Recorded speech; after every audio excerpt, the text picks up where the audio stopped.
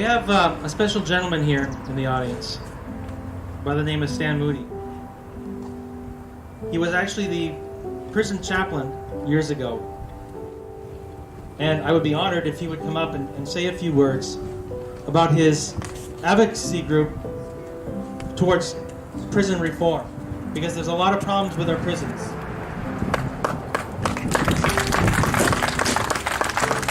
Thank you, Brian.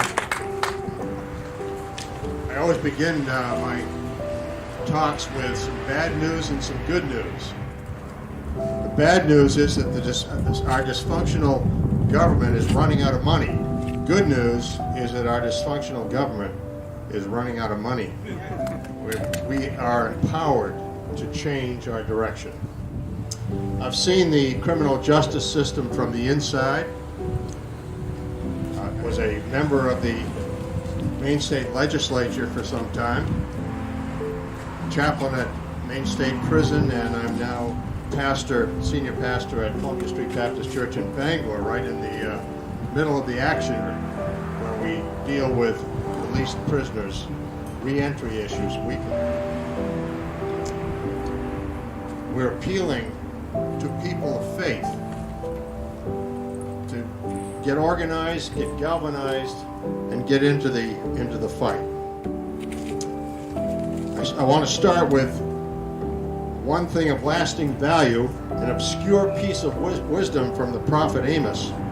Away with the noise of your songs and your clatter.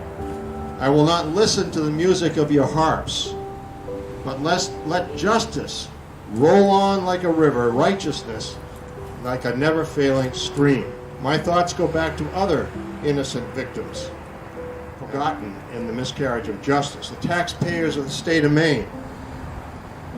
1 in 3 have been directly touched by the criminal justice system that costs $300 a year for every man, woman, and child.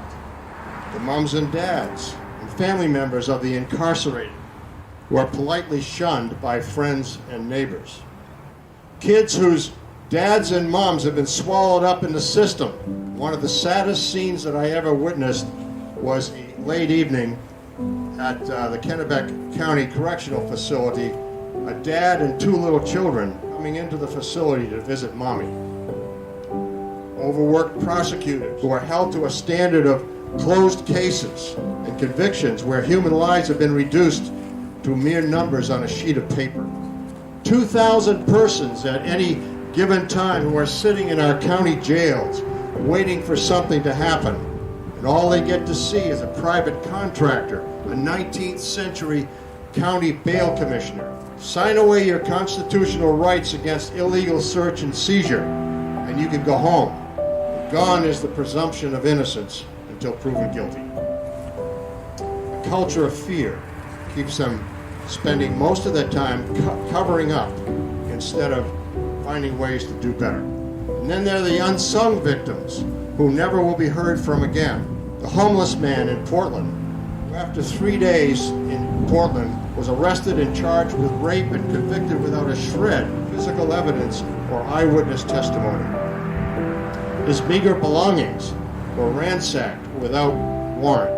And at his sentencing, the prosecutor told the judge that he had no redeeming qualities. Who makes these kinds of judgments about any human being? Will you and I be next? I gave him 30 years. He will go out of Maine State Prison feet first. Sheldon Weinstein, whom you've heard about, in solitary confinement, who asked me to get him a roll of toilet paper and died an hour later of a ruptured spleen. Linda, whose son, fully employed, stuck a rusty shotgun in his mouth one day and committed suicide because he was transferred to a probation officer who convinced him that her goal was to send him back to prison. The family of Spanish-speaking Victor Valdez, who was beaten by several guards in his housing, taken to solitary and died a few days later. He received no autopsy, no medical examination. His body was cremated, evidence gone. As a result of his death, we were able to pass a law that all deaths must be attended by a medical examiner. A no-brainer. There are victims of crimes that keep getting more and more bizarre. The actions of those who are marginalized as having no redeeming qualities. And their abusers rotate through the revolving door of prison life into the jungle to which we have consigned and categorized them. Yes, I have witnessed compassion among those charged with the care of our prisoners. Yes, I have seen valiant attempts within the system to restore and to rehabilitate. Yes, I have known the whistleblowers who have put their own careers in jeopardy in order to be true to their convictions and made an impact. We are not lacking the ability. What we are lacking is the courage and the commitment at the top of the food chain.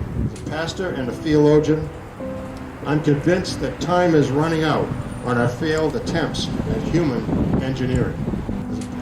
What is needed is spiritual renewal. At the very time that the church has little or nothing of substance to offer. And there is, in fact, enough sin to go around for everyone, right? Even in the church. So away with the noise of your songs and your clatter.